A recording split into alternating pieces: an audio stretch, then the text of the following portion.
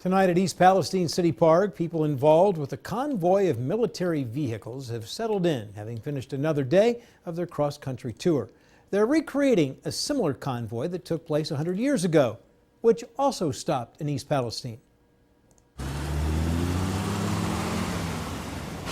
The convoy of military vehicles crossing the United States came through East Palestine around 4 p.m., 3 hours late, because one of the vehicles was involved in an accident in Beaver County. Still, 400 people lined the route to greet them. Well worth the wait. We'd wait another couple hours if we had to just to see this beautiful stuff. The convoy stopped at East Palestine City Park to spend the night. There were 45 vehicles, most World War II or later, though there was a staff car from World War I. They're retracing history. We're on a convoy celebrating the 100th anniversary of the very first convoy that went across the United States. This is East Palestine, July 1919, part of the U.S. Army's convoy across the country to thank people for winning World War I, to test the vehicles, and to promote the need for good roads. The convoy spent a Sunday in East Palestine. Some of the officers were treated to dinner at Harvey Firestone's homestead. I wouldn't trade it for a Corvette.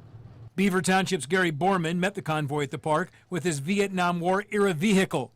He's not making the trip cross-country. Tomorrow morning we're going to jump in again and go to at least Salem.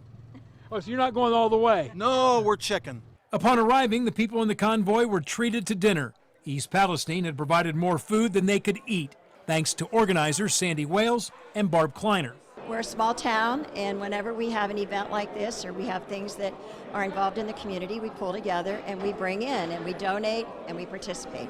Do you get treated like this wherever you go? It's a whole range of stuff, but this is definitely at the top of the list of what we've been seeing so far.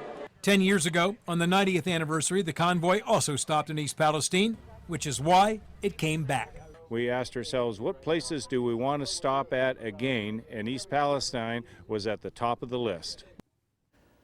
Now, the people of the convoy will be treated to breakfast tomorrow morning, 7:30, at Homestead Kitchen and Cocktails at Firestone Farm, similar to how they were treated near the same spot 100 years ago by Harvey Firestone.